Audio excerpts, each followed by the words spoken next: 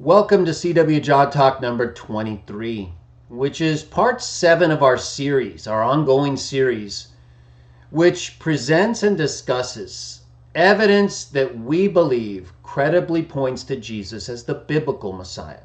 That is, the Messiah that's foretold in biblical texts. So we're specifically referring to the body of literature and the histories related to biblical figures and beliefs that at times, in many people's view, foretell the coming of one who would deliver humankind from the condition we inherited, sin and death.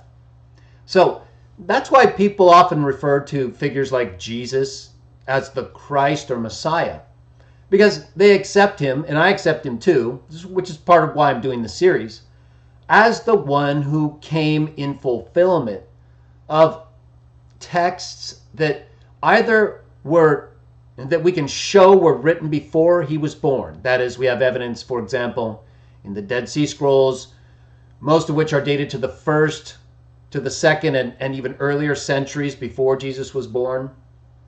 So evidence like that, they're copies of texts written earlier, but they're datable almost universally.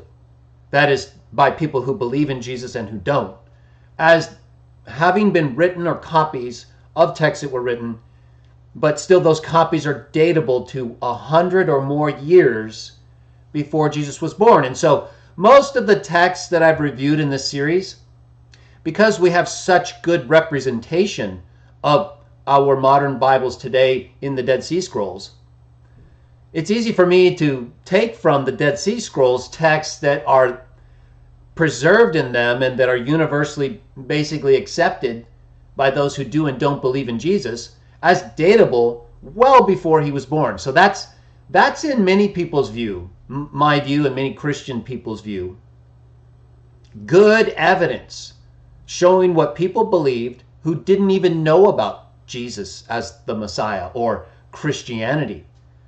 But they were believing these things would happen, that eventually are documented in also very well-established texts as having been done by Jesus. But we're going to focus on the evidence that we would classify as pre-Christian for now. We'll discuss the things that are written about Jesus and whether he did them or likely did them later. And I've discussed them in part in other videos, and I've written about them as well.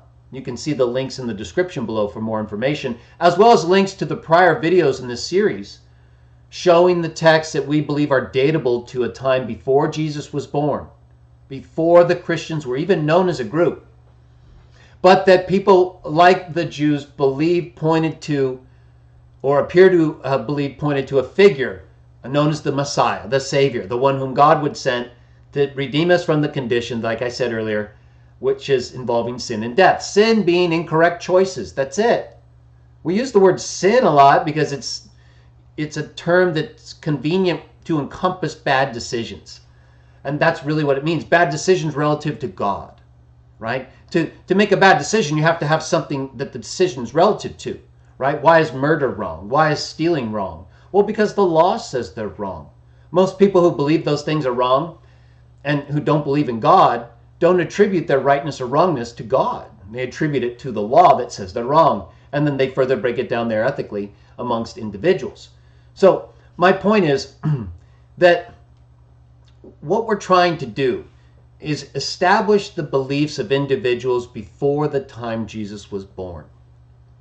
What were they looking to and why? What's the history of those individuals? What was giving rise to these beliefs about a Messiah? And who is this God Jah that they believed was going to send them this Savior figure, this Messiah, to deliver them from the oppression that they were experiencing as a people, all the way back to Egypt, and since then, at various times. They had a few periods of peace, like under Solomon, and after David became king, but that didn't always involve peace. So there's always been this hope of deliverance among the people of Israel and the Jews, and from the time of Moses, for sure. And we believe, even according to their texts, which we share, like Genesis, that talk about people like Abraham, known as Abram, to whom God is said to have spoken and made a promise. Now, Abraham comes into play in our text today because of his involvement with another figure that many people have heard about, but that's very obscure in the sense that he's not really well defined, because there's not a lot written about him. And that individual is Melchizedek. So we're going to get into some discussion about him. That will involve Abraham. But we're dealing primarily with Psalm 110, which most people believe was written by David, who was a figure, a king, in the line of kings that were established after Moses freed the Hebrews from Egypt. And Abraham, as you're going to see in our text today from Genesis, is known as the Hebrew. And it's from Abraham, or through Abraham, that the people of Israel, the Hebrews, came to be in Egypt. After which, being freed by Moses and, in our belief, Jah, according to the biblical text, the Hebrews then were a people preserved, brought to a special land, given laws. Then they had these judges, kings, prophets, interacted with all the nations around them. And we can establish most of the things written in the Bible that can be established by means of archaeology and other corroborating histories of other nations.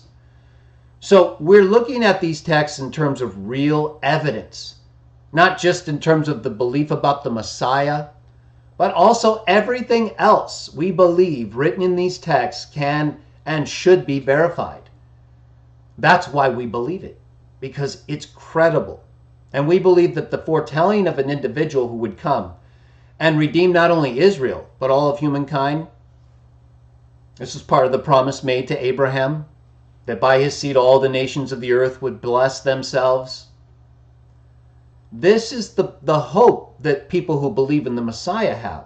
And during the time before Jesus was born, the beliefs that the Jews had, with Jesus not having come yet, may have been applied to different individuals. They certainly looked to different figures. I mentioned Melchizedek in special ways because of what's written about him. They made associations between him and other biblical figures like Michael the archangel. But it's not so clear in the Dead Sea Scrolls what is the relationship between Melchizedek and Michael. They appear to be identified the same, but the Melchizedek scroll that we have is not very complete. And even in the text, it's complete in a few texts, like where it talks about the Psalm 82 and the sons of God, and it identifies the ones among whom God came to judge as Belial and his spirits because they were doing it wrong. So we get some that's pretty complete, except for the word spirit, I believe. But it's partially there. So that text is pretty much there. But most of the Melchizedek scroll is difficult to fully apply and say that's what it says. So combining that, now there does appear to be an association between them. But I'm going to leave it at that for now, because you're going to see when we get to these biblical texts, there's a reason why I believe they had difficulty in some sense, or not, we'll say uniformity, agreement as to how these different figures would play out in the fulfillment of God's purposes. They knew they would, or believed they would, in ways similar to like how they believed Elijah would come because of what was written about him, but that the way that Jesus said he came through John wasn't what they thought. So they had a lot of beliefs like that about these different individuals, not for no reason, but because of what was written about them. So, for example, our subject text, Psalm 110. Okay, that text plus a significant text in Genesis 14 and a significant part of our text from another book we're going to read, Zechariah Chapter 6. There are portions that are, in my view, in terms of using these texts the way we've used other texts like Isaiah 53 and other texts which we can show are basically universally accepted as dated to before Jesus. Well, was Psalm 110 We don't have that.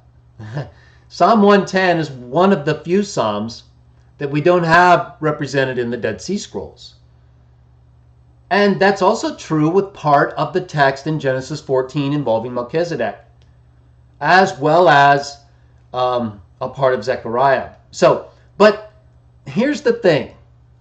It doesn't matter, right? You know why it doesn't matter?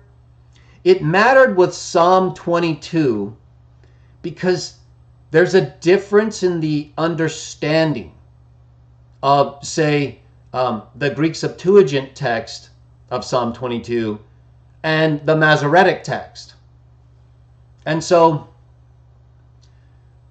there's also a dispute, of course, as you know, and in my videos and discussions with the material, for example, by Yossi Feigenbaum, whom I respect. I think he did a good job in his article, but he just represents a different view, as you know. And nevertheless, he represents the side that understands that text differently, like the Masoretic text. And there is a question, even though I believe I argued convincingly that the Nahal Hever text supports the reading in Psalm 22 that is also supported by the Septuagint and that Christians use. I understand Feigenbaum's argument, and so there's some dispute there. I just believe we have the weight of evidence on our side by comparison. But the date of that text, the date of the Psalm 22 text that was the subject of that video, link below, is more into the 1st century. And so I couldn't really use it in the same way that I could use the other texts like Isaiah 53 as pre-Christian evidence of a specific reading and view, expectation about the Messiah. I still believe I could use that text of Psalm 22 to show that view was current in the 1st century, but it still wouldn't provide me with the time well before Jesus was born so that we could say, look, this wasn't changed after Jesus came, right? I wouldn't be able to argue the same way I could argue for Isaiah 53, for Psalm 22, because there's a difference in the Masoretic text and the Jewish interpretation, as well as whether or not the text reads one way or the other, the text from the 1st century that we have. But for Psalm 110, okay, even though we don't have Psalm 110 in the Dead Sea Scrolls, there's not really a dispute about the text in terms of what it says from the Masoretic text and the Septuagint. So we don't have the same situation we have with Psalm 22. And therefore, you absolutely can and should use Psalm 110 as part of the body of pre-Christian evidence we have that, in our view, and we still have to show that our view is correct, right? Because those who don't believe that Psalm 110 is messianic, like many Jews, will say it's just applying to David and his family. Okay, well, so that aside for now, my point is that the Jews who keep this text, who faithfully kept the text for the most part, we're not getting into the different Masoretic pointings and things.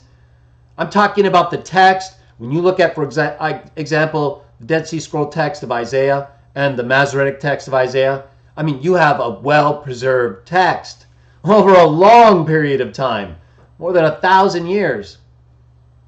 And then the other texts as well. So the Masoretic text is pretty faithful. Now, there are some things that it differs with. For example, Psalm 151, right? Psalm 151, most of you don't know, is there are many Psalms. The Masoretic text that we commonly use just arranges those that were preserved to the point where the Masoretic text that we have exists. But the Greek Septuagint had some additional Psalms, or Psalm 151, the Syriac version had a few others. And the Dead Sea Scrolls also preserve Psalm 151. And so, and it uses a paleo form of God's name. So it's probably was at one time part of the Psalms that were used by the Jews in praising Jah. In fact, right after Psalm 110, It goes right into a successive psalms that praise Jah. But we'll get to that. So nevertheless, we don't have texts, none that I could find, none among the Dead Sea Scrolls, that would be datable to before the 1st century CE of Psalm 110. We do have many texts, we have texts that support the majority of the book of Psalms and Psalm 151 as well, as I said. But it's just Psalm 110 we don't have. We don't have that one psalm. And so, nevertheless, both with Psalm 110, not just with both, with all three, Psalm 110, Genesis 14, which we'll get to, about Melchizedek, and Zechariah 6, which we'll get to. And I think you'll see why it relates, and it will explain, I think, and bring together not only the biblical texts and what they were describing, but also help explain why there were different views about the Messiah, or why there seem to be different views expressed in the Dead Sea Scroll text. That is, it's commonly believed, and may even be so, that the Jews who had the Qumran scrolls, and who wrote them, or who believed them, and some of them, at least in different ways, believed that there was both a priest Messiah and a king Messiah. I'm not so sure that that's clear in these texts, the Dead Sea Scroll texts, it certainly doesn't appear to be the case in biblical texts, although there is one exception that we'll get to, where they might be supportive of that kind of view. Nevertheless, it appears to me that there was just they just didn't fully understand what to believe. Because even Michael the Archangel, what does he say to Daniel? That people aren't going to understand these things until later. Even Daniel wasn't going to be able to understand them. He wanted to understand them, but Michael said, no, later. This was for a later time. You'll stand up for your part, but this is not for understanding now. So in the same way as I mentioned with Elijah earlier and how that was understood in a literal and non-literal sense, you had these different views, which we'll get to. But I'm not going to spend a lot of time getting into the Dead Sea Scrolls as far as like reading them, because even though I've checked them and, and looked at them in terms of the Melchizedek text and the War Scroll and other texts, I just don't think we need to. I'll refer to them and we'll discuss certain things, but I think basically you're going to find, for the most part, probably an association between Melchizedek and Michael, but not necessarily. That's how I read the Dead Sea Scroll text. And so with that in mind, I think the biblical text will make things more clear to us. Certainly, I think Hebrews clarifies things for us. We'll get to that. And so let's take it from there. And so just keep in mind, though, even though we don't have pre-Christian texts of Psalm 110, our featured text today, part of our pre-Christian evidence, it's pre-Christian because there's no dispute that the Psalms read that way. The Jews who accept the Masoretic text of the Bible are not disputing that Psalm 110 read the way we read it today, for the most part, before Jesus was born. It's not a dispute. They do dispute, by comparison, Psalm 22. So that's different. You can still use it, but you have to understand it and how you can use it, and then how you can use the other texts that are clearly pre-Christian, and then how this one is pre-Christian by acceptance of those who also use the text. And anyone who wouldn't would have to then argue with them as keepers of the text, who've done so faithfully by almost everyone's point of view, more or less, other than in certain ways, right? Like Psalm 22, we have some differences, but by comparison, they're not many. By and large, the Masoretic text faithfully represents the Dead Sea Scroll text. It doesn't mean it includes all of it, like I just said, but the parts that it does include, by comparison, are very accurate. So, that being said, Psalm 110 is accepted. And in the New Testament, which we'll get to, Matthew, Mark, other texts, Luke, they all refer to and have Jesus quoting Psalm 110. So, there's no disputing it. Later rabbis don't dispute it. That is, that Psalm 110 read the way that it's read and applied. Made sure that at least there wasn't a serious problem or dispute. There's differences. We are going to get to them.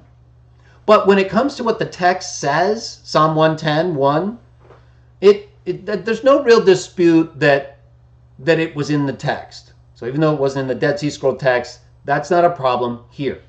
And Aramaic Targums, what I just referred to, those are basically, as you know, the Jews later began to read and write Aramaic. And so around the 1st century to the 3rd, and maybe even later centuries, the Jews made Aramaic translations or interpretations. So you have the Aramaic Targums of the Hebrew biblical texts.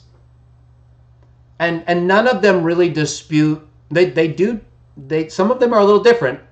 Like in Genesis, we'll get to. It refers to in the Jerusalem Targum. And the Jerusalem Targum is really what's often referred to, in my view, incorrectly or misleadingly as the Pseudo-Jonathan Targum. It should be referred to as the Jerusalem or the Palestinian Targum. Either way, it identifies Melchizedek as Shem, Noah's son. So it does at times add certain things. That's why I said interpretation, translation. It translates it, but it also interprets it in ways like that. Although Genesis doesn't interpret Melchizedek or identify him as Shem. And that doesn't seem possible, even though they do overlap. According to the chronology, Shem was still alive when Abraham was alive by 100 or more years, in fact. So, while it's not impossible, it's certainly not stated in Genesis, and that's not what the author of Hebrews wrote. But later, some Jews did believe that Melchizedek was Shem. So that's just a little kind of understanding and context of the Targums. Even though they add things to certain texts we're going to read, or may read a little different, for the most part, they represent the text. So we don't have a problem in the sense that we might as far as a dispute over whether the biblical text pre-Christian read the way we're going to read it. More or less, it's accepted that this is how it was read. A little bit of a differences, and obviously vowel pointing's right, divine name, not divine name, stuff like that. There are certain pointing issues at times, but that's not a serious issue. And so it doesn't strike at the heart of the text to the point where you can't cite it like we're going to do now. All right. So, but before I read Psalm 110, let's read Genesis 14, part of it. Because Psalm 110 refers to a figure that's introduced in Genesis 14, and that's Melchizedek. All right, so let's take a look. We're in Genesis 14. We can read it together. I'll share. I'm reading the NWT only for convenience and because I have a text edition that allows me to do certain things in ways that I've gotten familiar with. But it also replaces certain vowels and or uses question marks where they shouldn't be. So I may skip certain terms. Or if I state them incorrectly, I apologize. But I've chosen to use this text for the most part because of the advantages it gives me for using it in the ways that I think are helpful to you. So you can follow along with me, or you can follow along in your own text. But Genesis 14, so this is after there were battles and things that happened involving the kings of Sodom and Gomorrah. You know, we're often familiar with those places for being destroyed later, but they were actually very active early on.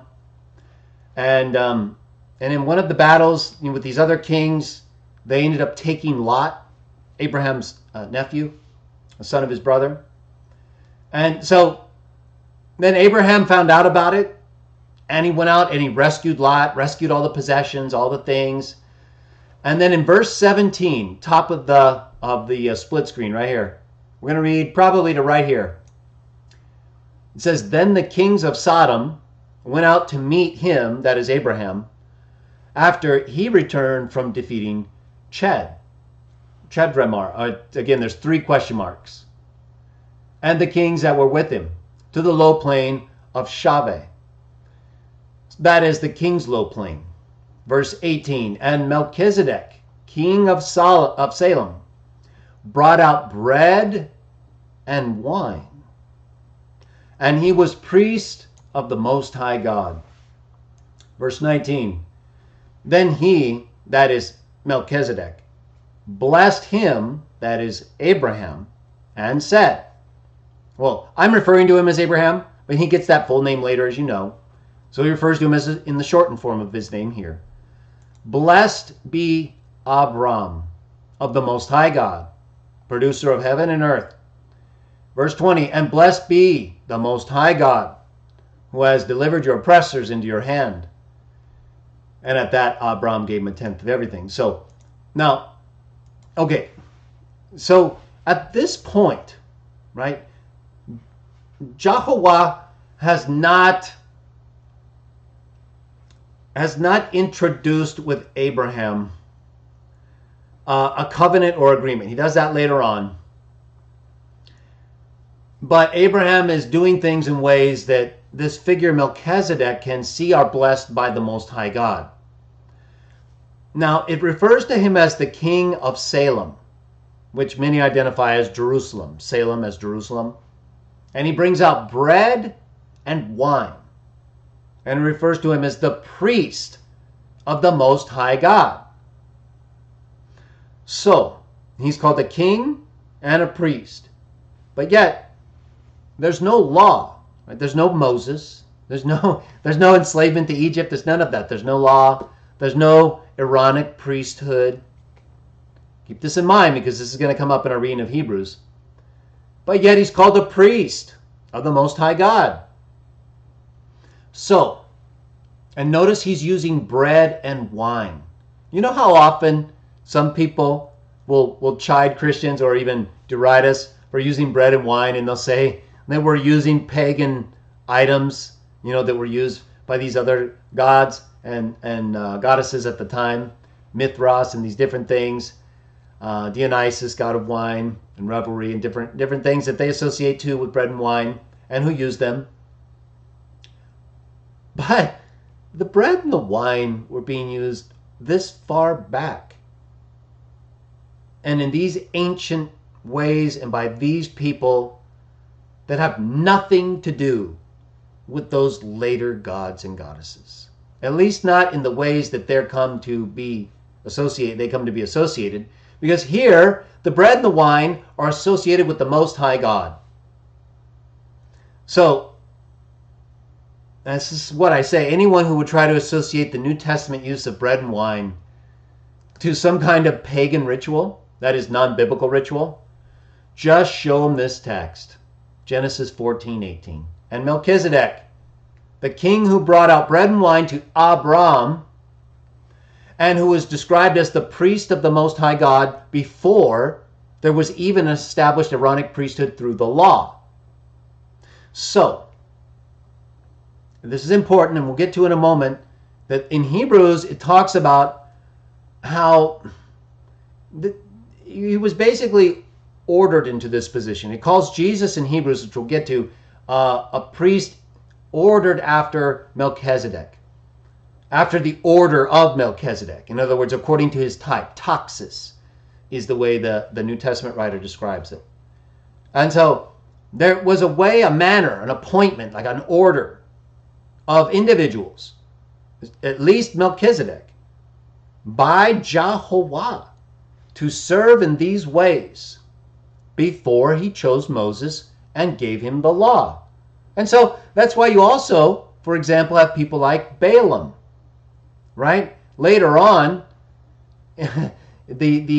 those who are opposing Israel, they go to Balaam. And because why? Because he's associated with Jehovah. So you see, Jah always has people he uses while he's bringing things about in other ways. And at the time before the law, before Moses, during Abram, later called Abraham, around 2000 BCE, there was a person that was ordered to be priest of the Most High God, appointed, and doing these things. Now, as I mentioned, later Jewish, the Targum, the Jerusalem Targum, I believe, and rabbinic interpretations associate, some of them, this Melchizedek was Shem. And while they do overlap in terms of their age, at least according to the biblical chronology and age, it does not identify him as Shem. Right? It calls him Melchizedek, which appears to mean king of righteousness, which in the Dead Sea Scrolls is contrasted with king of wickedness, basically. And so, nevertheless, you have here an individual who's described as a king and a priest before the Aaronic priesthood. It doesn't say where he came from. It doesn't say what his tribe or genealogy is. It just refers to him as King of Salem, who came out to bless Abram and who brought bread and wine. And he's accepted as the king and priest of that time for the Most High God. Now, then the account goes on where Jah makes a covenant with Abraham and then starts working through him in different ways. It doesn't say, it doesn't go on to describe what happens with Melchizedek. And of course, at some point, we get to the point where the Aaronic priesthood is established, right? Where priests have to be ordained according to the tribe and their genealogy with Aaron. Now let's look at Psalm 110, 1 through 7. Or, you know what? Let's see. Okay, yeah, let's do that. Let's go there first because that's our subject text. Let's introduce it. Keep this in mind, right? Melchizedek comes out. He greets Abraham, brings him bread and wine. And who else do you know that uses the bread and wine? Of course, Jesus. So some believe that Melchizedek was actually someone that Jah allowed, namely Jesus, to manifest himself and to live on the earth, similar to the way the angels who came and visited Lot later, and Abraham, manifested in human form, and Michael and Gabriel and Daniel. So some believe that the uniqueness, the way he was patterned, suggests that either Jesus or some other son of God was allowed to act in these ways without any defined history and apart from the Aaronic priesthood. And the use of the bread and wine is very reminiscent, of course, of Jesus. And the New Testament does associate them, but it doesn't identify them as we'll get to. But still, okay, so Melchizedek comes out, he greets Abram, brings bread and wine, and he's called a priest and a king before the Aaronic priesthood and before the Davidic kings, right? The kings from Saul and forward. So let's take a look at Psalm 110. Our subject text. We'll read it, and then we're going to get into another book that will further explain the biblical view of these, of the Messiah and the references that are made to Melchizedek and being a king and a priest. So Melchizedek is called a king and a priest before the kings of Israel and the Aaronic priesthood. Now Psalm 110, now we're in the time of the kings of Israel, the time of King David specifically. And Psalm 110, whom most believe was David. Notice what it says. This is our featured text, what we believe constitutes pre-Christian evidence that points to Jesus as the Messiah because of things that are later described as fulfilled in him and in ways that we don't believe can any longer be done. We'll get to that. Let's look at the text that we believe points to Jesus and that we believe is basically universally accepted as part of the Bible or biblical Psalms before the time Jesus was born and during the time he was alive, because it's quoted by him and in other biblical texts, those who write biblical texts. So it's quoted by those writing narratives of him speaking the text, quoting Psalm 110:1 and other parts of it, and those who also quote it and apply it to him. So we'll get to those in a moment, but Psalm 110:1. Here, we'll start from here, and we'll go to verse 7. Basically the whole psalm. The utterance of Jehovah. I'm using the NWT. I use preferably Jehovah, but we're not going to make an issue out of the divine name in this video. Not necessarily. It might come up later in a couple texts, but not the pronunciation. So let's just go with the text. The utterance of Jehovah to my Lord is, sit at my right hand until I place your enemies as a stool for your feet. Verse 2, the rod of your strength Jehovah will send out of Zion, saying, go subduing in the midst of your enemies. Your people, verse 3, will offer themselves willingly on the day of your military force in the splendors of holiness from the womb of the dawn. You have your company of young men just like dewdrops. Verse 4, Jehovah has sworn and he will feel no regret. It's the key part. You are a priest to time indefinite according to the manner of Melchizedek. Verse 5, Jehovah himself at your right hand will certainly break kings to pieces on the day of his anger. Verse 6, he will execute judgment among the nations. He will cause a fullness of dead bodies. He will certainly break to pieces the head one over a populous land from the torrent valley in the way he will drink. That is why he will raise high his head. And then right after that, praise Jah. And it keeps going on, praising Jah, just like Revelation 19. And the Song of Moses, Exodus 15, which is also sung by those in Revelation. Either way, back to Psalm 110. So you notice, verse 4. He says, verse 1, it says, Jehovah, the utterance of Jehovah to my Lord. Jehovah to my Lord. This is David writing this, okay? So David is telling us that Jehovah is saying this to David's Lord. Sit at my right hand, go subduing in the midst of your enemies. You are a priest to time indefinite according to the manner of Melchizedek. And then it goes on to describe how with Jehovah at his right hand, he'll break kings to pieces, he'll execute judgment, and that he would sit at Jah's right hand, as we read before. So it refers to him as a priest, but also in a kingly role, judging, breaking other kings with Jehovah's strength. And so, subduing in the midst of your enemies. So we really do have the descriptions, in my opinion, that are given to Melchizedek in Genesis 14. That is a king priest. But the idea of kingship is really assumed here because David's the king and referring to him as his Lord. And then as the one to whom Jehovah says will be a priest in this unique way for kings, right? Because David wasn't a priest. And the Messiah was not to be born in the line of priests, right? The Messiah doesn't come from the line of Aaron. He doesn't come from the tribe of Levi. He comes through the line of David. So why is he a priest? Because it's according to the manner of Melchizedek. And what did we talk about in terms of Melchizedek's priesthood? It was before the Aaronic priesthood. It is ordered by Jah, according to the writer of Hebrews, and here, right, according to the manner, the order of Melchizedek, the appointment, really. Same thing, basically. What appointment or manner is that? Well, obviously it was the one done directly by Jah or apart from the law. So it's not a priesthood according to the law. It's a priesthood according to the manner of Melchizedek.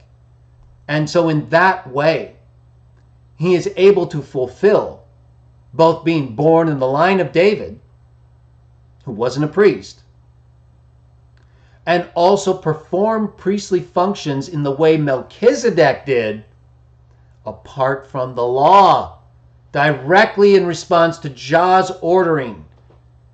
And as we'll read later, that's exactly what he is described as doing with his own sacrificial blood and body, acting as a priest on our behalf, presenting it to Jah. We'll get to that because the author of Hebrews does such a good job. I just want to read that. I want to read to you because I think it probably makes sense to you already, but it'll be enjoyable doing that together. Okay, so this is our main text. It's really basically, for the most part, undisputed and not questioned in terms of whether it's represented before the time of Jesus in the biblical Psalms or the Psalms that were accepted as, for example, written by David. And so I think here you get a better sense of how, when even during the time when the law was being followed, right? This is the time of David. And David is writing down Jehovah's words to his Lord, which refers to him as a priest, even though it was believed that the Messiah would follow in the line of David. And that's why he refers to Melchizedek. So when you get to the Dead Sea Scrolls in this period of time, 100 or several hundred years before Jesus, and all these texts, and you see, like in the Melchizedek scroll, it's very fragmentary, but nonetheless, associations of Melchizedek with Michael the Archangel, and then as in both of them really in kind of a salvific role, which we'll discuss biblically more in a moment, as you'll see when we get to Zechariah. And we've also talked about in the Michael the Archangel series how the angel of Yahuwah in Exodus is appointed and has the power to pardon or not pardon. Okay, so all of these associations were brought together and believed by Jews in the Dead Sea Scrolls, and that's why at times, it seems to me, they made associations with all these figures. But they still had differences of belief, very similar to how they had differences of belief or application, or came to have different beliefs about Elijah and whether he was real or not literal. We know certainly Jesus didn't believe it was really Elijah, but it was fulfilled in John. So the question then becomes, at least in terms of the Bible, is there enough information to show that Jesus is that Michael is Melchizedek, or that Jesus is Melchizedek? I don't think so. I don't think there's enough. Whereas we have a lot more information and specific references to Jesus as having the voice of an archangel or the archangel. Either way, the references to one archangel in the biblical text, whereas there may have been others. Still, biblically, it's the archangel, but not always. But that doesn't mean there's more than one archangel. And so that's why I refer to it in both ways. Still, we have Melchizedek being made like Jesus in Hebrews, which we'll get to. And we do have an individual who appears to be appointed specially by Yahuwah to serve as his priest until the time when he covenanted with Abraham and then freed the people of Egypt, brought those people with laws through Moses so that they could serve as priests.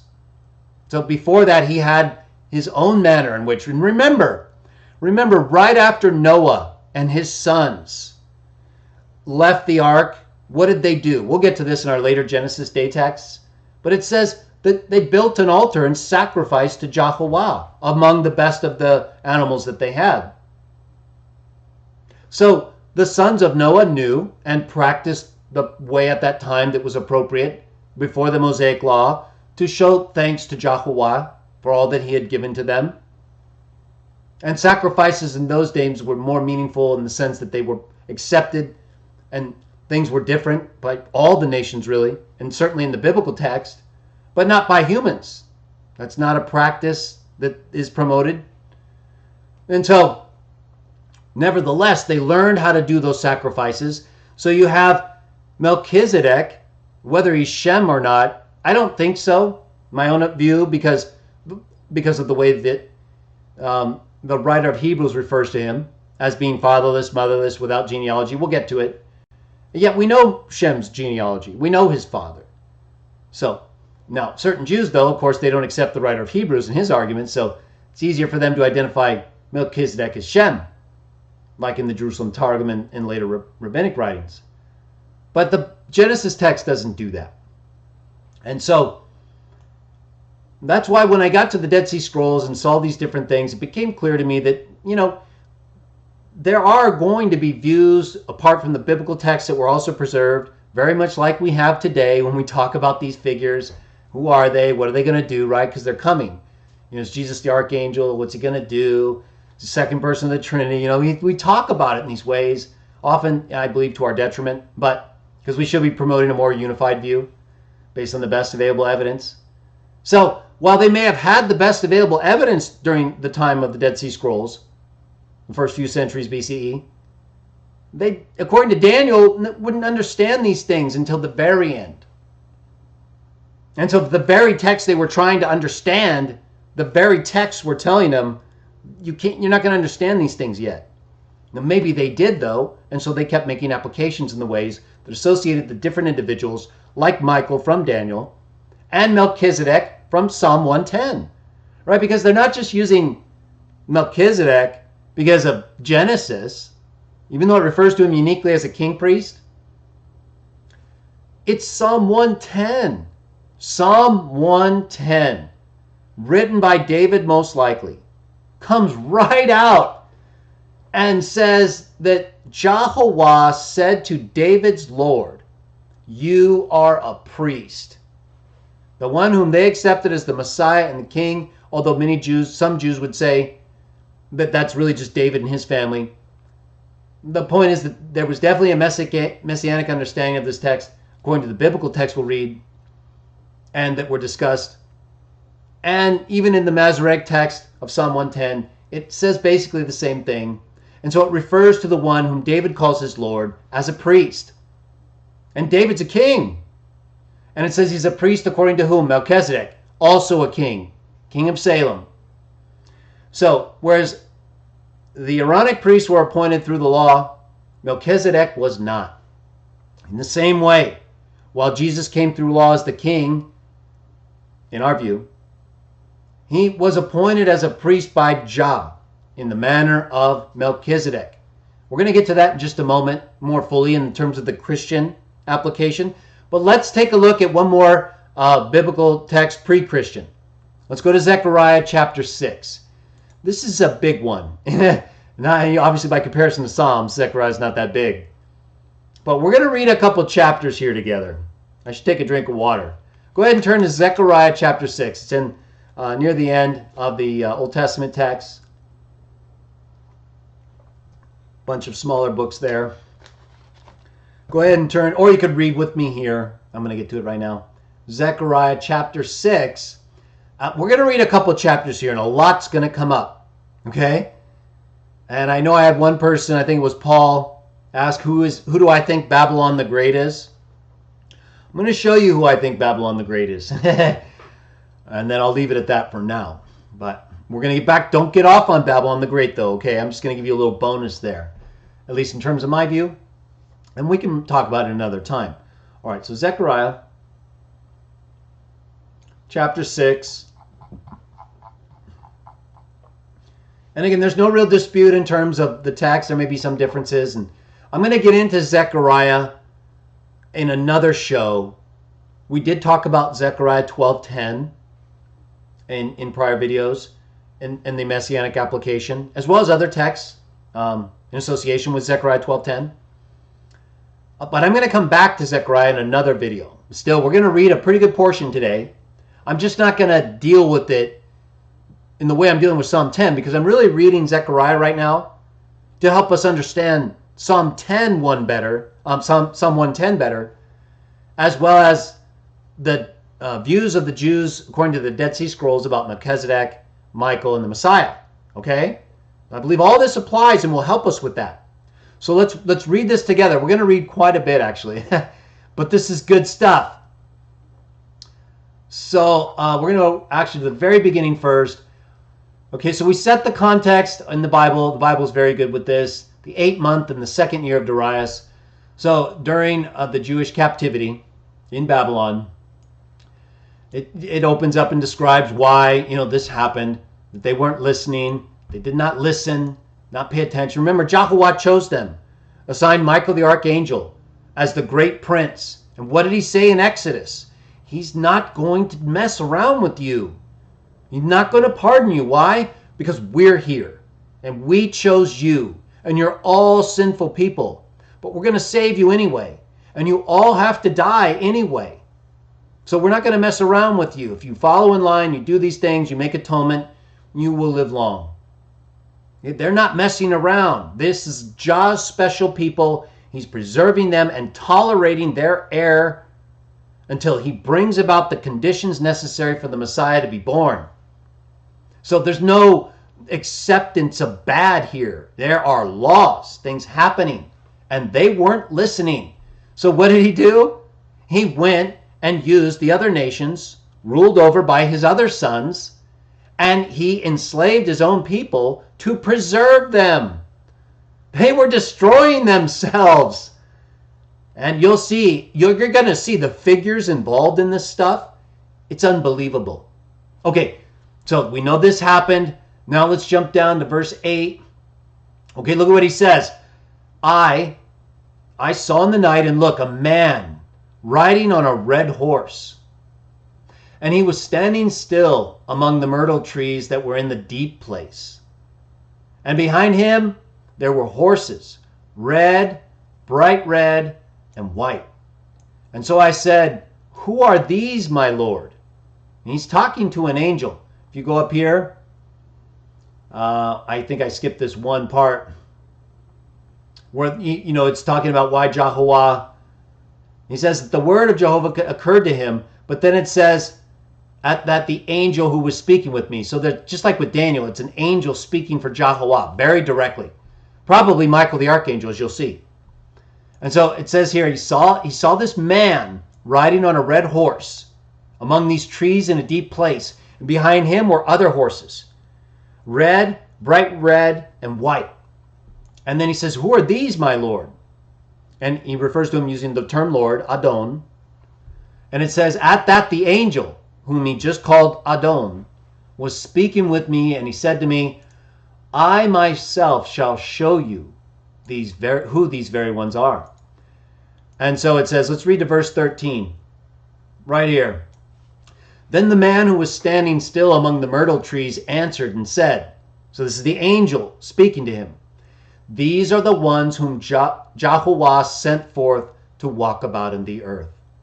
They proceeded to answer the angel of Jehovah, who was standing among the myrtle trees, and to say, we have walked about on the earth, and look, the whole earth is sitting still and having no disturbance. Verse 12, and so the angel of Jehovah answered and said, O Jehovah of armies. Now here, very important, the angel of Jehovah now prays to Jehovah and says, O Jehovah of armies, how long will you yourself not show mercy to Jerusalem and to the cities of Judah, whom you have denounced these 70 years? Verse 13, and Jehovah proceeded to answer the angel who was speaking with me with good words, with comforting words. And then the angel of Jehovah, if you look at verse 14, it says the angel of Jehovah went on to say, go out, call out. This is what Jehovah said. I'm coming. You're going to return to me. So good news is basically. So, but notice this. The angel of Jehovah, who's with these other angelic spirit beings among the myrtle trees. This is why I believe this is Michael the archangel, right? Because the angel of Jehovah is the angel who was appointed in Exodus, who was also the angel who was called to God and who ascended off the altar in Judges 13, and who also appears to be the prince of the army of Jehovah in Joshua chapter 5. The prince of Israel, Michael, who was appointed over Israel. And so it seems to me that Michael the archangel is here praying to Jehovah and asking him to now show favor to the people over whom he has been appointed as prince. And Jehovah responds and says, okay, yes, we will do this. Now, let's go to chapter 2, just a little bit. We're going to skip some material because we're not going to get into all the different stuff that goes on in these accounts, because it doesn't pertain directly to our Psalm 110 king priest thing. We're really getting at here the descriptions that are going to be given and by whom they're given, Jehovah, the angel of Jehovah. But really, I want you to notice the king priest messianic associations. We're getting to them. We're building context. Okay, chapter 2, verses 1 through 3. Right here. And I proceeded to raise my eyes and see. This is Zechariah. And look, there was a man, and in his hand a measuring rope. So I said, where are you going? In turn he said to me, to measure Jerusalem, in order to see what her breadth amounts to, and what her length amounts to. Verse 3, and look, the angel who was speaking with me. So see, notice it said in verse 1, there was a man with a measuring rope in his hand. And then he talks to Zechariah. And then verse 3, it refers to him as the angel. And it says, look, the angel who was speaking with me was going forth. And there was another angel going forth to meet him. Now it appears to me, as we read in the rest of the context, it's possible that the angel of Yahuwah is here and that he's seen another man going to measure Jerusalem. But Zechariah talks to him and asks him what he's doing. And so it's possible that maybe that man responds and the angel of Yahuwah tells him, or that the angel of Yahuwah starts going forth while that one measures Jerusalem. Either way, it then says there was another angel. So there's either two or a third. And we already know there's at least four, according, if you count the descriptions of those among the myrtle trees. Okay, so it says that at the time when the angel who was speaking with them went forth, another angel went forth. Remember how in Daniel, Michael the archangel, the angel speaking, said when he goes forth, the king of Greece would come forth to meet him, and also the king of Persia. And so that's what I believe you have here, an opposition force. And you're going to see whom I believe that opposition force is in a moment. Let's jump down to chapter 3. So I believe you have the angel of Yahuwah, possibly another angel measuring Jerusalem, or the same angel. And he's going forth now. And there's another angel coming to meet him in opposing terms. Okay, so now chapter 3, we're going to read a lot here. So I'm going to take a drink. But this is very important, and there's a reason we're going to read all this together. I'm going to read several chapters. We're going to read chapter 3 to 6, but I'm going to go through it pretty quickly, and they're not long. For example, chapter 3 is 10 verses. Very important, though. Pay attention. Critical, in my opinion. All right, verse 1. And he proceeded to show me Joshua, the high priest, standing before the angel of Yahuwah, and Satan standing at his right hand to resist him. So I believe that the angel who came forth earlier is Satan. And now he's met him. And he's resisting him over the high priest. And so in verse 2 it says, the angel of Yahuwah said to Satan, Yahuwah rebuke you, O Satan. Yes, Yahuwah rebuke you. You know who that sounds like, right? It sounds like Jude quoting Michael the archangel in his dispute over Moses' body with Satan, who also said, may Yahuwah rebuke you. He who is choosing Jerusalem is this one that is Joshua the high priest here, not a log snatched out of the fire. In verse 3, now as for Joshua, he happened to be clothed in befouled garments and standing before the angel. And then he said to those standing before him, remove the befouled garments from upon him. And he went on to say to him, see, I have caused your error to pass away from upon you. And there is a clothing of you with white robes of state. Who does this remind you of? Think about that while I turn my little fan on here. Get a little circulation going. Who does that remind you of? Error passing away. It's the angel of Yahuwah in Exodus, right? Same one. Same one who has been here the whole time, really, with Israel. But he was specifically the one whom Yahuwah in Exodus gave authority to pardon or not pardon, right? Right. And that's what he's doing right here. And that's why I believe this is Michael the archangel, the angel of Yahuwah. Okay, let's keep going with the reading though. Verse 5. So after he does that, Satan's resisting him, always trying to accuse us of the things we've done, right? No exception here. But Michael has the authority. The angel of Jehovah has authority to pardon error. And that's what he does. Verse 5. At that I said, let them put a clean turban upon his head. And they proceeded to put the clean turban upon his head and to clothe him with garments. And the angel of Jehovah was standing by. Pay attention here. I know you have been, but even more so if possible. Verse 6. And the angel of Jehovah began to bear witness to Joshua, saying, this is what Jehovah of armies has said. If it is in my ways that you will walk, and if it is in my obligation that you will keep, then it will also be you that will judge my house and will keep my courtyards. And I shall certainly give you free access among those who are standing by. Now, to this point, it seems pretty obvious that, we're talking about Joshua, right? The high priest, which is what many who don't accept this as having a messianic application would say.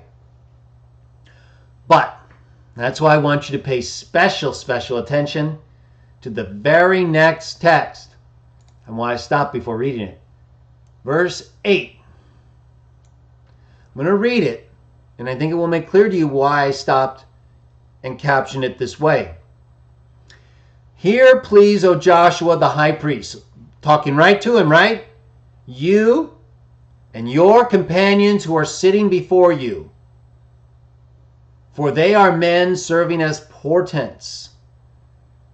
And here I am bringing in my servant Sprout.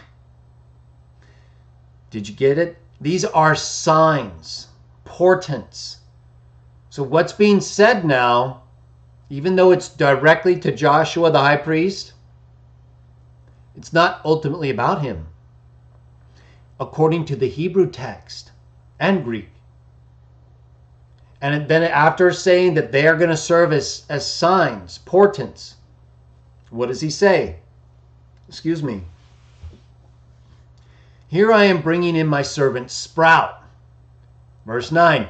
For, look, the stone that I have put before Joshua, upon the one stone there are 7 eyes.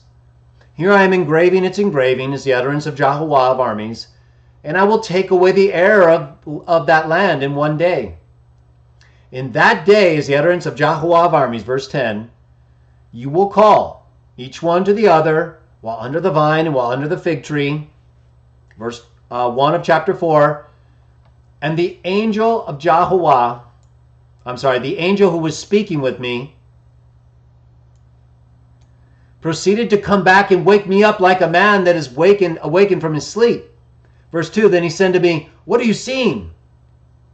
So I said, I've seen, and look, there's a lampstand, all of it of gold, with a bowl on top of it, and its 7 lamps are upon it, even 7. And the lamps, they're on the top of it, have 7 pipes. Verse 4, and there are 2 olive trees alongside it, one on the right side of the bowl, and one on its left side. Verse 4, then I answered and said to the angel who was speaking with me, saying, what do these things mean, my Lord? Verse 5, so the angel who was speaking with me answered and said to me, do you not really know what these mean? In turn I said, no, my Lord. Verse 6, accordingly he answered and said to me, we can all see who's talking, right? Angel of Jehovah. Verse 6, this is what the word of Jehovah to Zerubbabel saying. This is the word of Jehovah to Zerubbabel saying, not by a military force, nor by power, but by my spirit. Jehovah of armies has said. Verse 7, who are you, O great mountain? Before Zerubbabel you will become a level land, and he will certainly bring forth the headstone.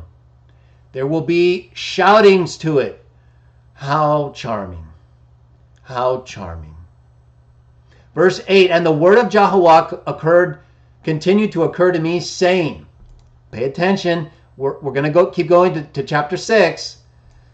The hands of Zerubbabel, I have laid the foundation of, the very hands of Zerubbabel have laid the foundation of this house, and his own hands will finish it.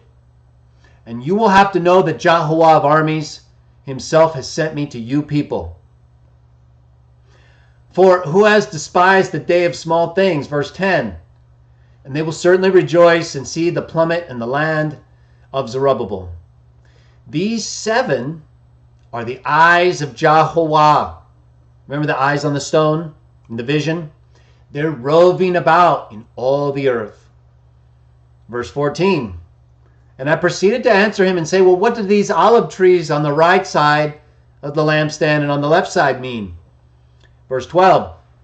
And so then he asked him again. So this is him asking again. Then I answered the second time and said to him, what are the 2 bunches of twigs of olive trees that by means of the 2 golden tubes are pouring forth from within themselves the golden liquid?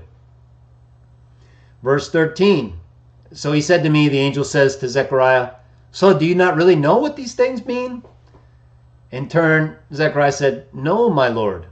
He's calling him Lord several times, Adon. Verse 14, accordingly he said, we're building to something really big here. Just hang with me. Focus on the text.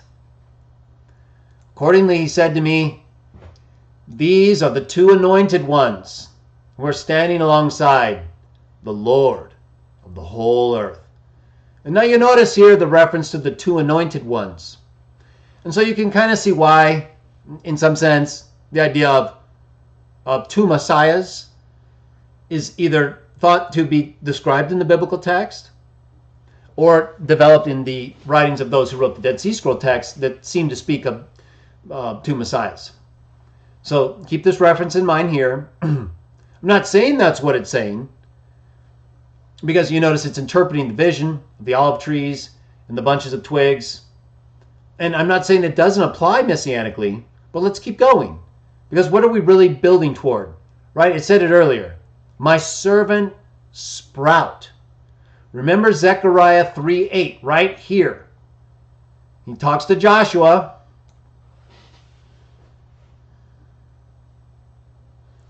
And he says, you and your companions are signs. You're portents. And then he goes on to say, I'm bringing in my servant sprout. Okay, so now back to these texts. He says they refer to the 2 anointed ones. And now look at this. Chapter 5, we're getting close because we're going down to about here. Let me put that back. And then it says, Zechariah says, then I raised my eyes again and saw. And look, a flying scroll. So he said to me, the angel of Jehovah, what are you seeing? In turn I said, now this could also be Gabriel.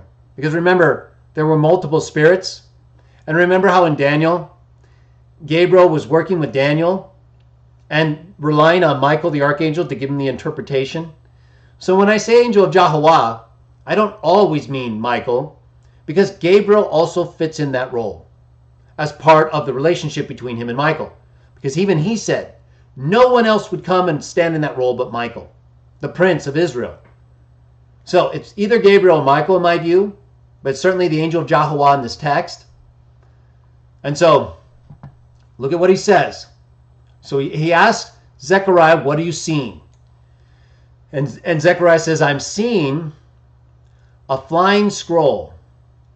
And then he gives its length. And then in verse 3, the angel, it says, he said to me. So the angel says to Zechariah, this is the curse that is going forth over the surface of all the earth because of everyone that is stealing, according to it on one side or on this side, has gone free of punishment, and everyone making a sworn oath, according to it on that side, has gone free of punishment. Verse 4, I have caused it to go forth, is the utterance of Jehovah, and it must enter into the house of the thief and into the house of the one making a sworn oath in my name falsely. And it must lodge in the midst of his house and exterminate it, and its timbers, and its stones. Verse 5. That's a warning to you criminals. Verse 5. Then the angel who was speaking with me went forth and said to me, raise your eyes, please, and see what this is that is going forth. Verse 6. So I said, what is it? In turn he said, this is the ephah measure that is going forth. Very important about Babylon the Great here in my view. And he went on to say, this is their aspect in all the earth. Verse 7. And look, the circular lid was lifted up off the ephah measure. And this is a certain woman sitting in the midst of the ephah. Verse 8, chapter 5. So he said, this is wickedness. And he proceeded to throw her back into the midst of the ephah, after which he threw the lead weight upon its mouth. And then I raised my eyes and saw, and here there were two women coming forth, and wind was in their wings, and they had wings like the wings of the stork. And they gradually raised the ephah containing this woman, known as wickedness. They raised it up between the earth and the heavens, like a kingdom over the kings of the earth. Verse 10, so I said to the angel who was speaking with me, where are they taking the ephah? With the woman, wickedness. Verse 11, in turn he said, in order to build for her a house in the land of Shinar, and it must be firmly established, and she must be deposited there upon her proper place. And I believe that's a reference to Babylon. I believe that at one point, you know how in the New Testament, in Revelation, I'm going to break for a moment from the Messianic part stuff, but this is so important. I believe Babylon the Great in the New Testament is this woman, wickedness, who is raised up above the kingdoms of the earth, of the heavens, where the kings are, and that she has been in existence since the beginning of creation, beginning of the time of creation. Just like in the New Testament, right? What does it say? She's judged for what? For spilling all the blood of the prophets from Abel forward. So, it's not just Babylon. From the time of Babylon, right, after the flood, when the people migrated south into Sumer and Nimrod established different cities, including Babylon and in Sumer. The woman who is wickedness and who I believe is represented here as being deposited there in the area of Babylon was in existence, killing Jah's servants from Abel forward the whole time. She's wickedness, and she has a kingdom over the kings of the earth. It appears to be a spirit of some kind, but definitely wickedness. And she was deposited in the land of Shinar, just like this text says, and that's why she's called Babylon the Great. That's my own interpretation. Now back to the Messianic part. Okay, chapter 6. We'll get to that another time, but keep that in mind if you want to know how I view Babylon or if you want to look into it further. Such good stuff, didn't I tell you? And we're all building from the point of what? The bringing forth of whom? Zechariah 3:8. Sprout. The one whom, those to whom the angel of Yahweh is speaking right now are signs, portents for someone else. And what's described here as we go forward and finish our reading now, you're going to see directly relates to the king-priest functions that we've been talking about. Verse 1, chapter 6, our final reading. Then I raised my eyes again and saw, and look, there were 4 chariots coming forth from between the 2 mountains, and the mountains were copper mountains. In the first chariot there were red horses, and in the second chariot black horses. And in the third chariot there were white horses, verse 3. And in the fourth chariot, horses speckled, partly colored. Verse 4, and I proceeded to answer and say to the angel who was speaking with me, what are these, my Lord? It's like the 4th or 5th time refers to him as Adon. So the angel, verse 5, the angel answered and said to me, these are the 4 spirits of the heavens that are going forth after having taken their station. And who else does that? Job 1, 2. The sons of God take their station before Jehovah, the Lord of the whole earth. So you have these 4 spirits of the heavens. And then you have the woman, wickedness, who's raised in the ephah measure above them. And I believe these 4 spirits, so that it's showing degrees of relativity among their authority and what they do, whether rove about in the earth or are appointed as or allowed to exist as either the god of this world, Satan, as princes among the nations, or as wickedness, the spirit woman in the ephah measure. Okay, and look at this, verse 6. As for the one in which the black horses are, they are going forth to the land of the north. And as for the white ones, they must go forth to behind the sea. And as for the speckled ones, they must go forth to the land of the south. Verse 7. And as for the partly colored ones, they must go forth and keep speaking where to go in order to walk about in the earth. Keep seeking, where to go in order to walk about in the earth. Then he said, go, walk about in the earth. This is the angel of Jehovah. Remember in verse 5, it says the angel answered him and said who they are. And then he keeps talking here. He's talking the whole time. Then he said this, and he proceeded to cry out to me and saying, see, those going forth to the land of the north are the ones that have caused the spirit of Jehovah to rest in the land of the north.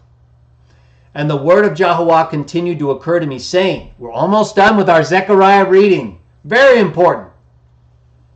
I'm going to skip a couple names, though, because they're kind of blocked out a little bit with question marks, but you'll be able to tell. The word of Jehovah continued to occur to me, saying, let there be a taking of something from the exiled people. And you yourself must come in that day, and you must come into the house with these who have come from Babylon. Verse 11. And you must take silver and gold and make a crown and put it upon the head of whom? Joshua, the son of Jehozadak. I think that is a couple question marks in my version. The high priest. So I apologize for any mispronunciation there. But it's applying to Joshua. And what did Zechariah 3:8 say? Joshua and those with him are serving as signs. For whom? Sprout.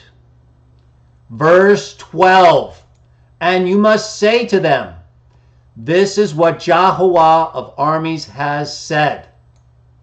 Here is the man whose name is Sprout. He's talking to Joshua, which is another way of saying Jesus, actually. But Joshua, the high priest, is directly here. But he's serving as a sign, according to chapter 3, verse 8, for Sprout. And now we're at that point. We've gone through all this, talked about these different things, and here Jehovah says, this is the man who is Sprout. Joshua, Jesus. And from his own place he will sprout, and he will build the temple of Jehovah. Last verse of our reading in Zechariah. And he himself will build the temple of Jehovah, and he, for his part, will carry the dignity, and he must sit down and rule on his throne. And he must become a priest upon his throne, king priest. And the very counsel of peace will prove to be between both of them. And this is again why in part some people kind of make a duality between the priestly Messiah and the kingly Messiah. But remember, in Psalm 110, it's addressing the one whom David calls his Lord, the Messiah, in our view, as a priest according to Melchizedek's manner. In Zechariah, it uses Joshua, the high priest, as a sign, Zechariah 3:8, of one whom Yahuwah is bringing in, whom he calls Sprout. Then here in 6:12, he goes through the prophetic process of identifying Joshua as a sign and a portent of someone else he's bringing in, Sprout, as Sprout. Joshua represents Sprout, the one whom Yahuwah is bringing in. It says it right there in Zechariah 3:8. And it says that one, Sprout, here represented by the high priest Joshua, would sit on his throne and rule and become a priest, just like we see described in Psalm 110. And we see similar associations with Isaiah 9 and 11, the twig that comes forth from the stump of Jesse, just like the branch and the sprout in Zechariah. So, it appears clear to me that Psalm 110, 1 through 7, in describing the one whom David calls his Lord, the one who was viewed as the Messiah, as a priest according to Melchizedek, was consistently believed, like in these texts in Zechariah, so that the Jews were expecting one who would both rule on his throne and become a priest. But he couldn't do that in a genealogical sense. Not be both, because they were different lines. You had the kingship through David, the priestly line through Aaron, the tribe of Levi. So he's a priest, not by genealogy the way he is a king and Messiah through David. The priestly aspect of the prophecies that are associated with him in Psalm 110 and in Zechariah 6:13, Sprout, king priest, where Joshua is serving as a sign,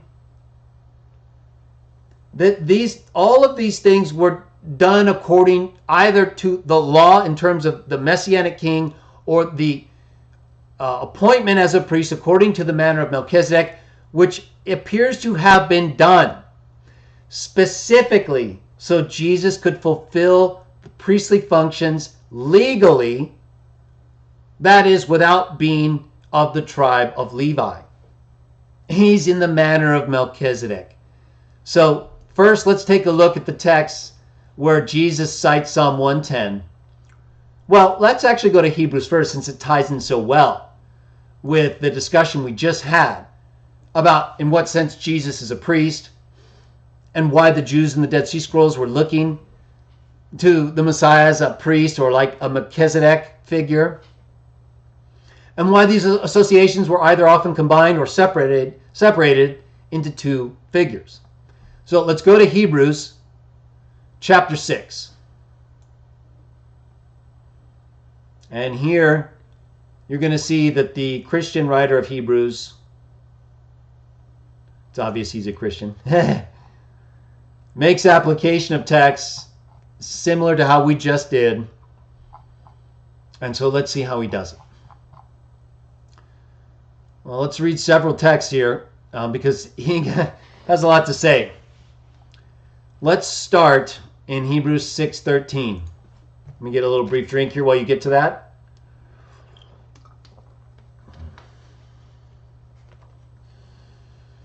Okay, we're going to wrap things up here in about 15 minutes. I'll look at your questions, but I think a lot of the information is speaking for itself. So let's take a look. Hebrews 6:13. Follow with me. Right here. For when God made his promise to Abraham, since he could not swear by anyone greater, he swore by himself, saying, assuredly in blessing I will bless you, that is Abraham, and in multiplying I will multiply you. Verse 15, and thus after Abraham had shown patience, he obtained this promise.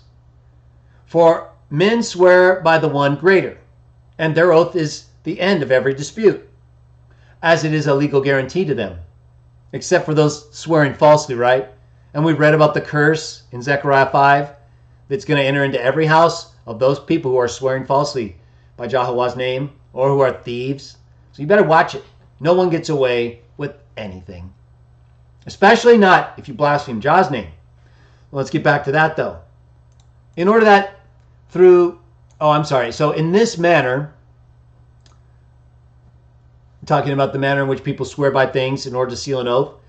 In this manner, God, by swearing by himself, because there's nothing greater, when he purposed to demonstrate more abundantly to the heirs of the promise the unchangeableness of his counsel, stepped in with an oath, in order that through two unchangeable things in which it is impossible for God to lie, we who have fled to the refuge may have strong encouragement to lay hold on the hope set before us. Okay, so what's he getting at? Here it is. Verse 19.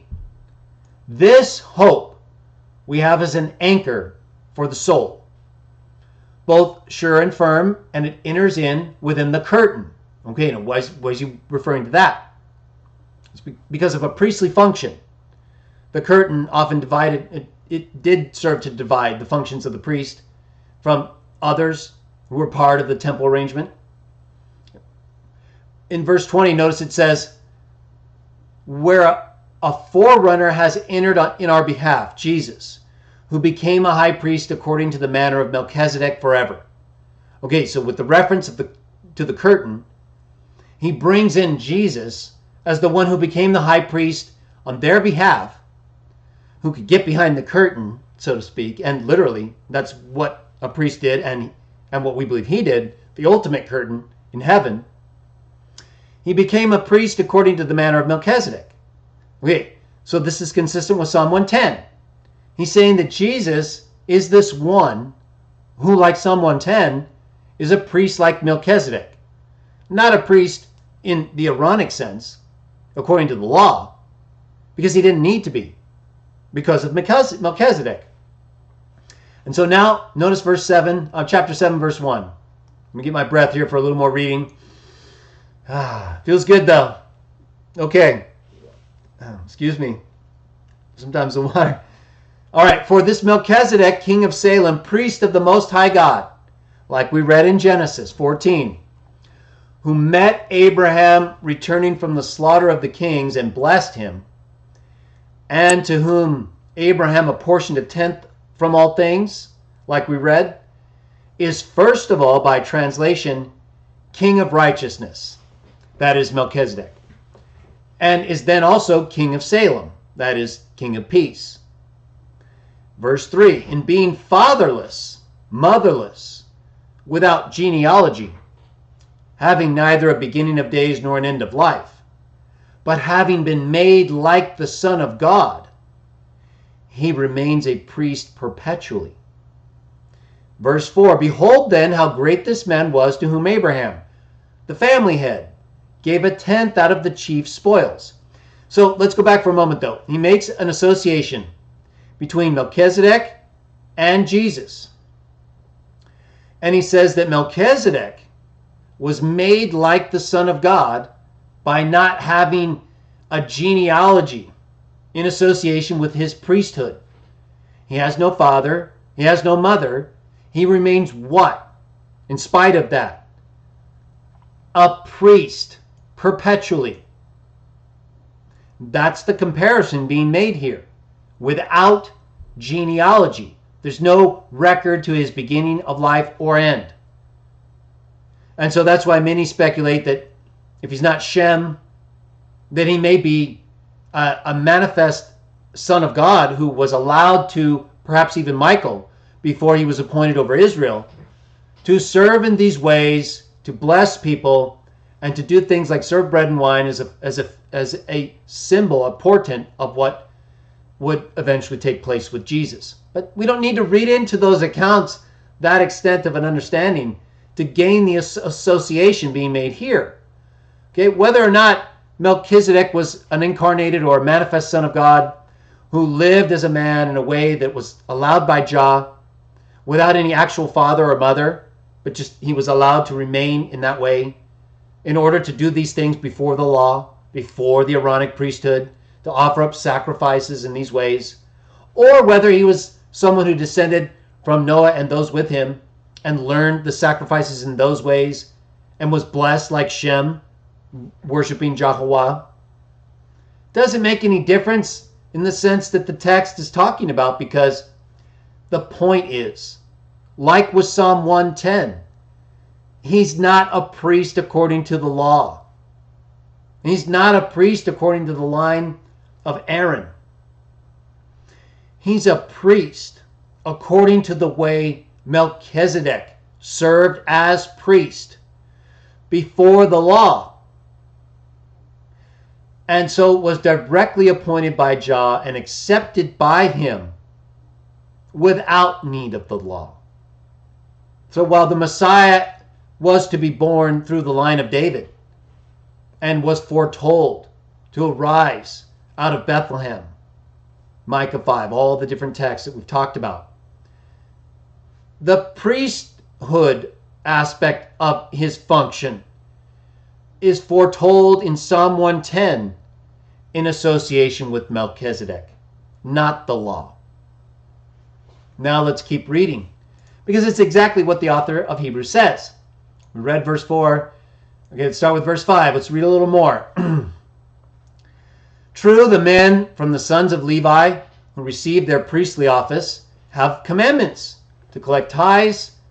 Remember, even Melchizedek collected a tithe, but not according to the law. But the priestly office, people in the priestly office, according to the law, they collect tithes from people according to the law. Verse 5. That is their brothers, even if these have issued from the loins of Abraham. So that they're collecting tithes from Abraham's descendants. Verse 6.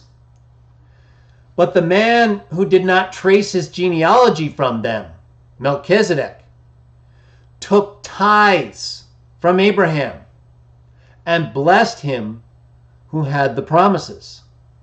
Now, without any dispute, the less is blessed by the greater. And in the one case, it is men who are dying that receive tithes. But in the other case, it is someone of whom it is witnessed that he lives.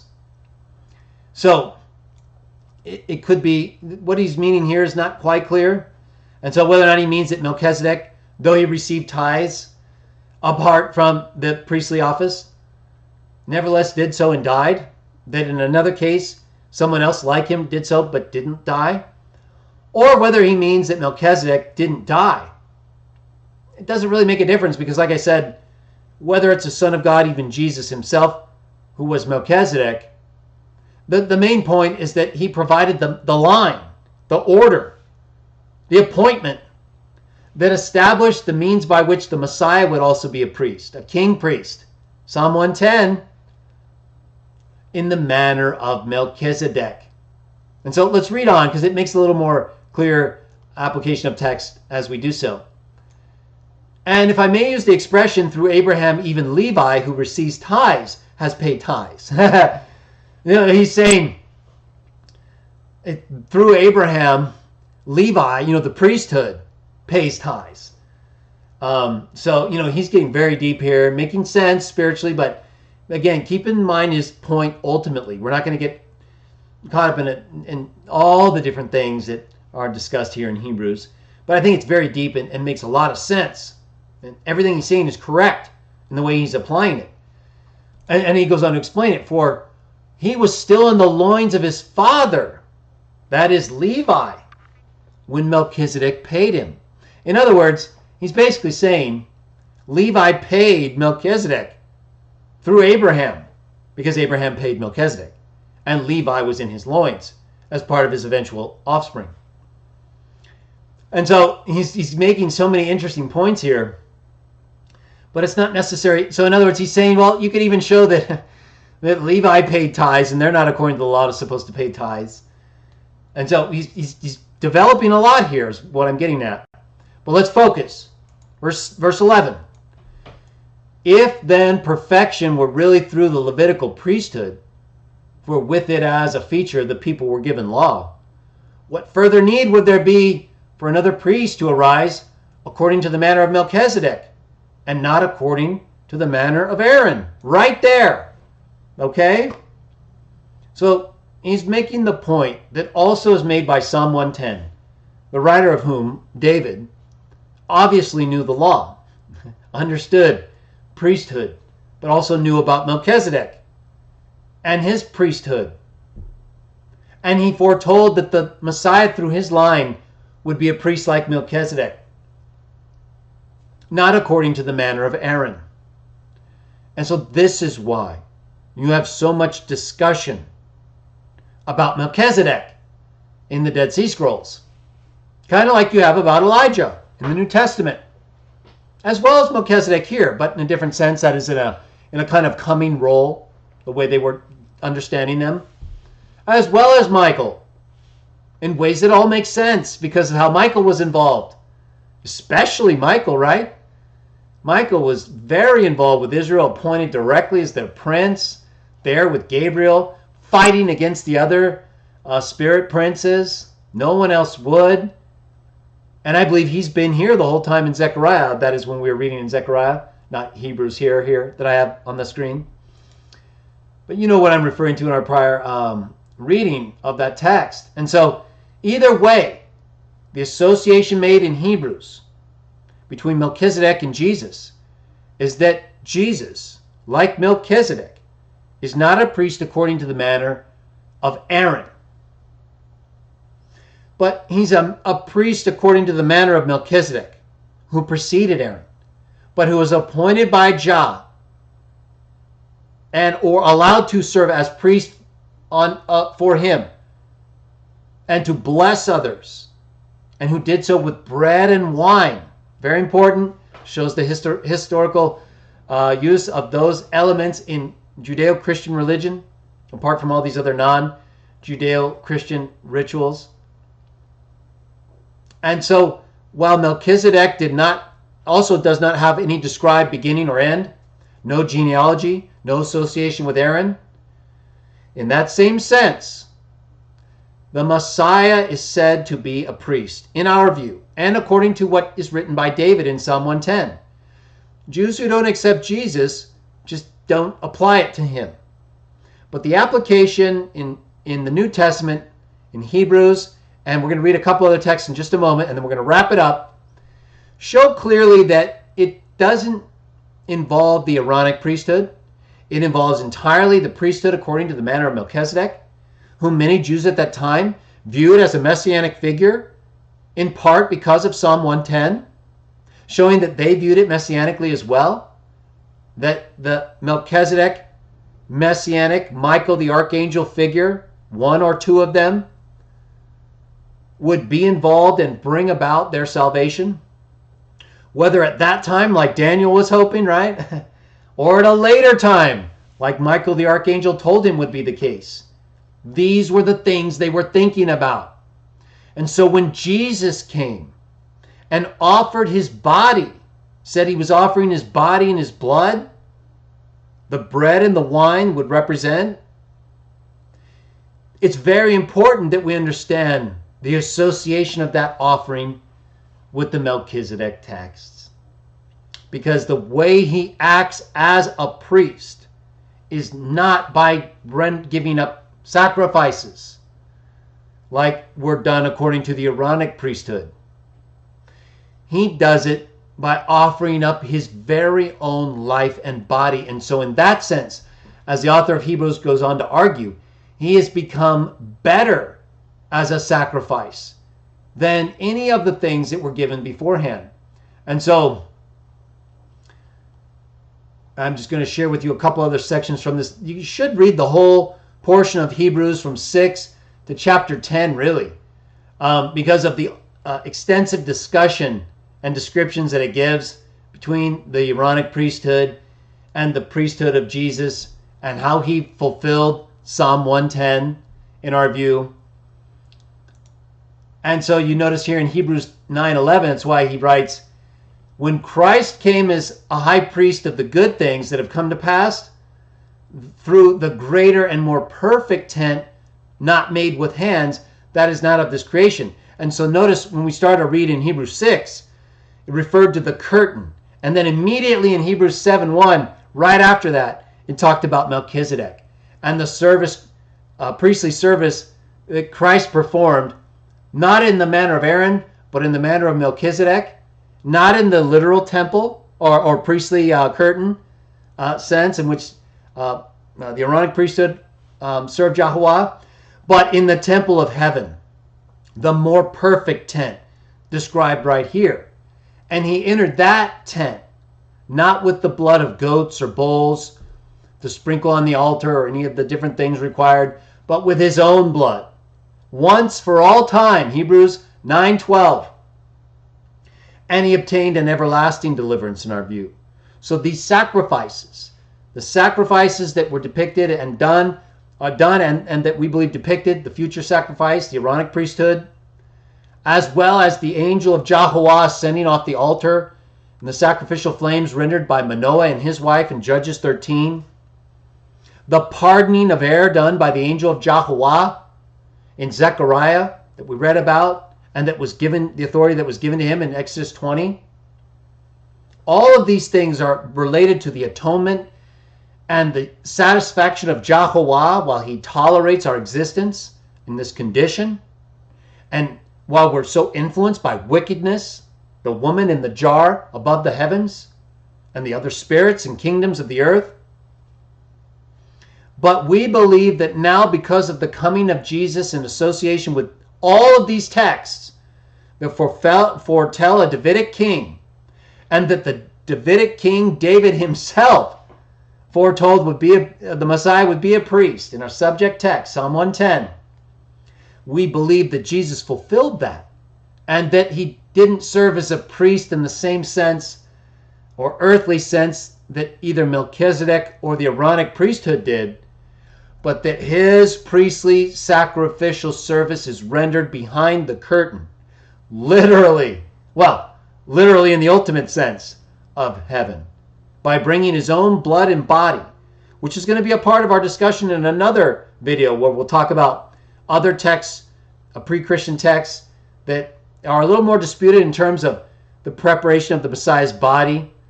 Jewish texts render it a little differently. This is where we'll get into a Psalm 22 kind of discussion, but these texts go on to describe, at least in the Christian view and in the Septuagint, that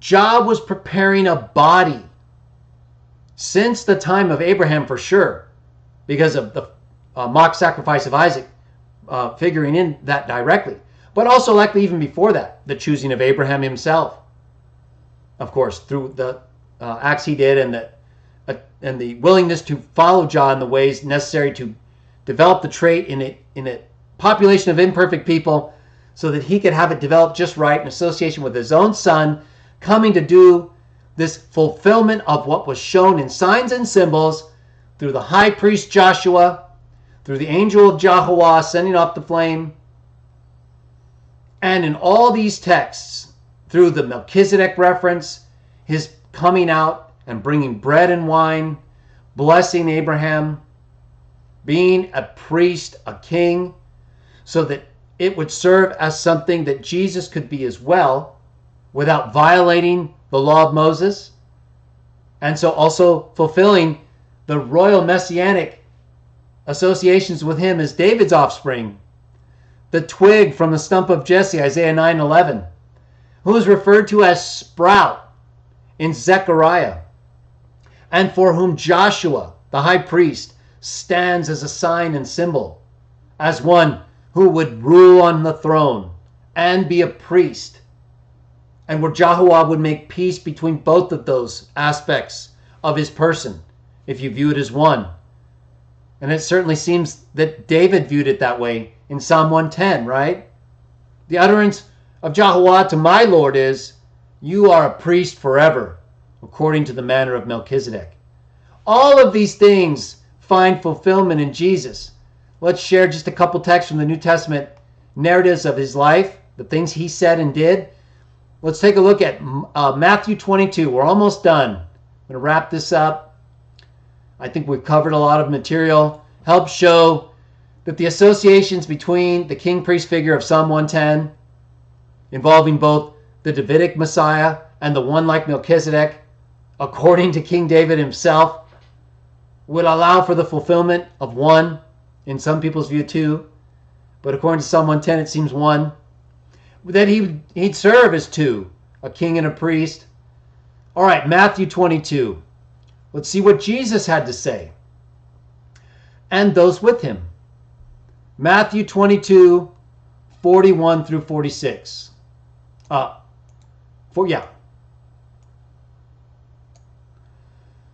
It says, "Now while the Pharisees were gathered together, Jesus asked them, 'What do you think about the Christ, the Messiah?'"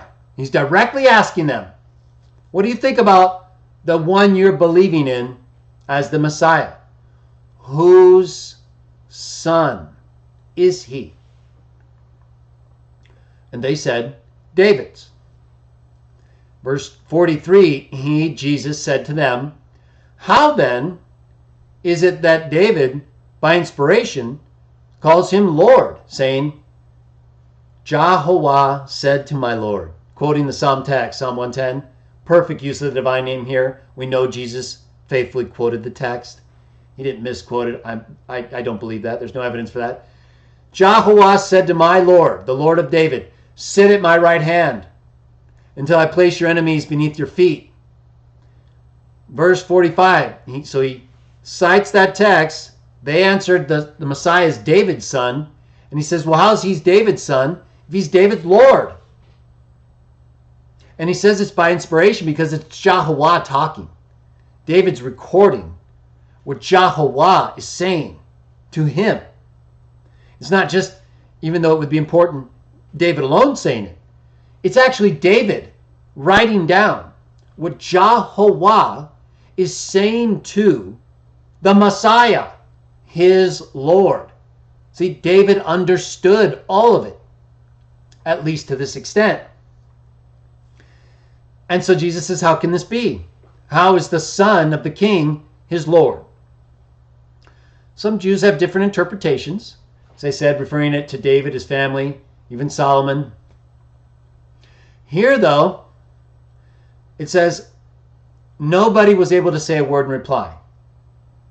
So they didn't deny the text. And of course, Jews could say, well, this is just the Christian narrative. Okay, fine. The point is that in the Christian narrative and history and teaching, and the reason we believe Jesus fulfilled Psalm 110 is because the two genealogies we have and that are preserved for him show his lineage through David, the one through whose line the Messiah was foretold in texts written centuries before Jesus was born. Then we have texts written by the one in whose line the Messiah would come, King David, like Psalm 110, that refer to that one as his Lord and as a king priest, not according to Aaron's line, but according to this other figure who existed before Moses and Aaron were even born. And so, because Jesus is believed to be the Son of God, as one who both existed before he was born in our view, but who also, while being born in a human line, in the line of David, can claim both the associations of the Messiah being king and priest. Because, in our view, we believe the evidence shows he came to fulfill the things that the Messiah was to do, and did so in a way that allows him to be uniquely associated with someone as a priest to the God Jah, without being a priest according to the manner of Aaron. And so, the only ways that could be true is if, as the author of Hebrews writes, that is, there's no information about the genealogy of Melchizedek that would justify him being a priest, but he's called a priest anyway because Jehovah accepted him that way. Just like in a different way, he accepted Balaam, though he wasn't directly a part of those he was also using. And in a similar way, even Jesus said that those who were not with them, but who could cast out demons using his name, that they were fine. You didn't need to bother them. There's different people that Jehovah will use. And it seems clear to me that Melchizedek was someone special. Either a real human person like Shem, and was used to serve as a priest for Jehovah until the manner of Aaron could be established, or was a manifest Son of God allowed to be there by Jehovah, in a sense similar to how angels like Michael and the angel of Jehovah could manifest human form and live and do different things, be seen as men, until the time that others were brought about for those purposes, or until the purpose for which they were men was fulfilled. And so, the associations between Melchizedek and Michael in the Dead Sea Scrolls with the Messiah make a lot of sense, because Melchizedek is directly associated with the Messiah in Psalm 110. He has, at least in a later Christian, you could see associative sense. He uses bread and wine. You could see why different Christians would make more clear associations. But even Hebrews, the author of Hebrews doesn't directly say that's the Son of God in a pre-human form. He's just used and allowed to exist as a type so that Jesus could also be one, as well as the kingly Messiah. And yet it all still be right? No one could say, hey, you can't be a king and a priest. You're not both born in the line of Aaron and David. No, but I am a priest according to the manner of Melchizedek. And in our view, he served as that priest, not behind the physical curtain, by offering the blood of animals, but by after being resurrected, by living and dying faithfully. We believe he came as the Son of God from heaven to earth, lived as a perfect man, the last Adam, and was abused unrighteously in ways that Jehovah accepted once he was put to death unlawfully as the cancellation of the debt that we all inherited through the sinful choices of our first parents and that we have made ever since. So his priestly service is what frees us from those debts. A king rules. A king governs. And a priest offers atonement for others so that the things we've done wrong are made right. And isn't that exactly what we saw done in Zechariah? We saw the high priest Joshua with Satan himself there with the angel of Jehovah, likely Michael. Exact same scenario, pretty much, that you have later with Moses' body. Only Joshua's alive. He's right there and told that he's serving as a sign, along with those with him, for another one, Sprout, who would come. So you have these different individuals, these different beings, all involved in these messianic teachings. And so it's no surprise at all that you see both discussion in Dead Sea Scroll texts about Michael and Melchizedek and the Messiah. You even have the Son of God text that we'll get to in future videos, 4Q246. But you also have all these texts, Zechariah, Daniel, Genesis 14, Psalm 110, about all these individuals. The Lord of David, who is a priest according to Melchizedek. You have the angel of Jehovah, Michael, Joshua the high priest, the devil, and all of them describing and discussing things as pertaining to another one who is coming, Sprout. The one who is foretold as the angel of great counsel, or an angel of great counsel in the Septuagint of Isaiah 9, mighty God, Prince of Peace, the one on whom the Spirit of peace, wisdom, and counsel would descend, Isaiah 9 and 11. So when we read Psalm 110, and we see it referring to someone as David's Lord and a priest according to Melchizedek, all of the texts in the New Testament like this, where Jesus himself makes an issue out of it. How can he be his Lord if he's his son? Well, in our view, it's because he's also God's son, the one who was sent to the earth to do what the Psalms say no one else could do, right? Is it not true in Psalm 148 and elsewhere that humans are not able to redeem? I think it's Psalm 140. It may not be Psalm 148, but it's definitely in the Psalms and elsewhere that we cannot redeem ourselves. We cannot redeem a brother. We're all the same in that way. It required another. And just like Jah appointed the angel that we believe is Michael to pardon or not pardon, or in the case of Joshua in Zechariah, right? While you have Satan right there, accusing him, bringing forth all his sin. He's got the dirty garments. What happens? The angel of Jehovah makes him clean. And that's exactly what we believe Jesus came to do, to make us all clean. That's exactly what Isaiah 53 says that the servant described there, whom we believe is Jesus as well, would do. He would carry the sins of many. And so we have this dual role described of a king priest right there in Psalm 110. One of the two books that refer to Melchizedek, Genesis and Psalms. Genesis sets up the account, the history involving Abraham, and the unique appointment of Melchizedek as Jehovah's priest, apart from the manner of Aaron. And then you have the coming of Sprout in Zechariah, who's described as what?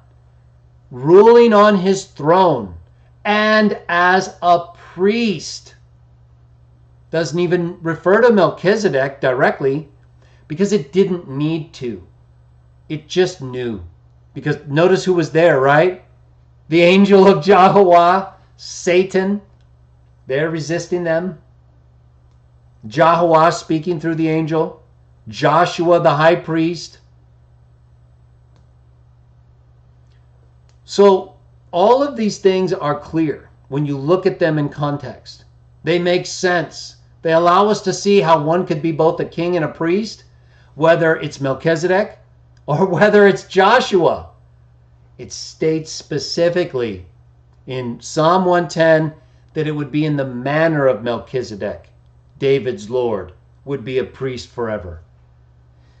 Zechariah 3:8 says that Joshua the high priest was a sign for Sprout, the one who is coming, who would rule on the throne and be a priest. Joshua prefigured him, just like the text says. So that's why Christians make these associations. We believe the accounts involving Jesus, where he applied these things to the one we identify as himself in ways that make sense from both the kingly and the priestly roles that were foretold in accepted texts, accepted pre-Christian texts like Psalm 110, 1 through 7.